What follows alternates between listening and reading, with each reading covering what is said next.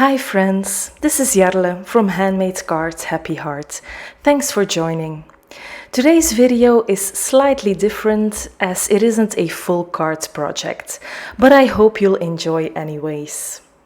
Lawn Fawn came out with a few coloring stencils for 3 stamp sets of their latest summer release, and I wanted to show you my first experience with them.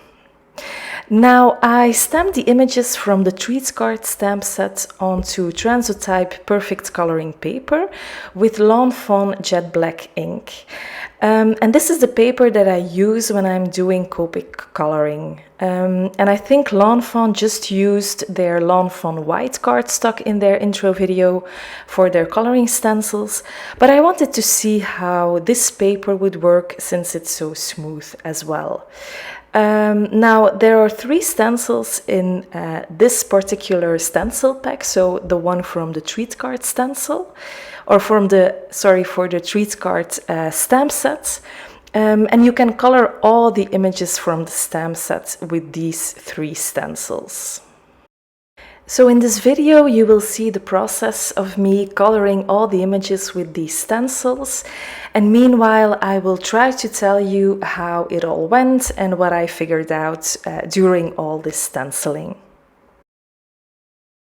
First of all, the ink. As I mentioned, I stamped with jet black ink, and this worked perfectly fine. I had no problem whatsoever, and you can probably use your VersaFine Onyx black ink as well for this, but you might want to heat set it before you start the stenciling, or you might get some smudges.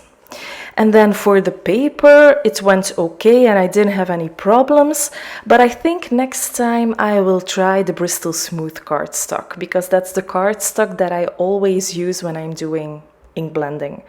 And I think, but I'm not sure, I think that the Bristol Smooth paper would take the ink faster and you'll get a better coverage. I didn't have trouble with the Transotype paper, but it just feels different. I can't really explain it, but the Bristol paper just works smoother when doing ink blending.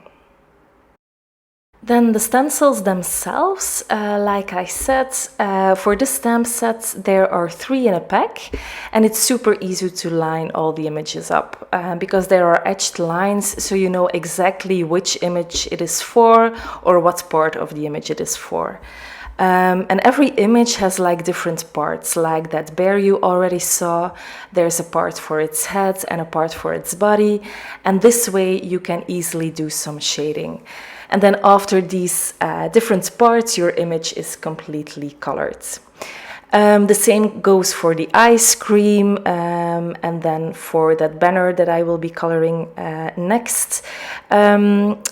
You'll probably want to do all these different flags in a different color, and it's super easy to see which part is for which image just because of all these etched lines.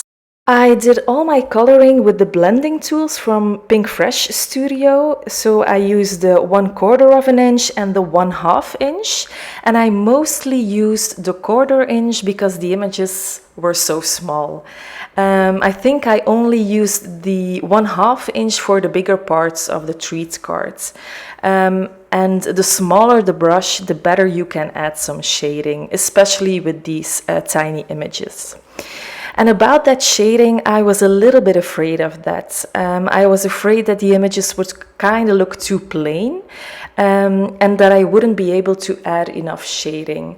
But I was actually pleasantly surprised. It's definitely not the same as with markers. You can do way more shading with markers, but it's not impossible with these stencils here. Like I said, when you use a smaller brush, you can get shadows where you want them. Also, always start on the same spot for your blending of one image, like what I'm doing here. Always start like in the top left corner, and this way you'll make sure that the most of the ink is on that spot, so you'll get that spontaneous shading anyway.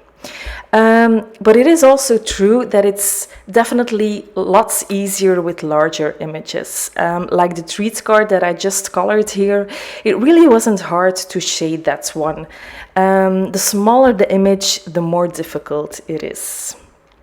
But another tip I wanted to give you is that you might want to try pouncing.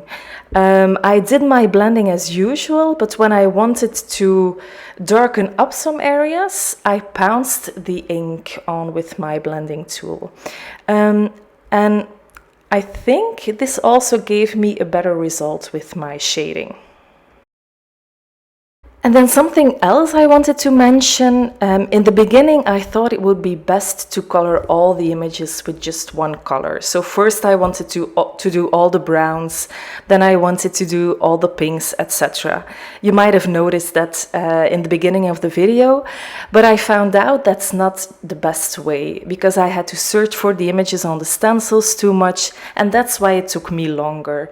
So next time I will just have all my colors ready to go, and I will do one image at a time and just work my way through all the images. Like first everything on the treat card, then everything on the bear, then the little banner, and so on. So after this first experience, I'm still very happy with this new product. I really like that I can take out stencils now instead of markers, because like I said in the previous video, I'm not such a big fan of coloring. It's actually my least favorite thing to do when I'm making a card. So I'm super excited about this new product. But I will definitely experiment some more, and when I come up with more tips, I will definitely let you know. Then this is the card that I eventually made with the images I colored. I think it gives it a different and more of a softer look. Thank you so much for watching. If you love this video, please consider subscribing to this channel. Until next time, happy crafting. Bye!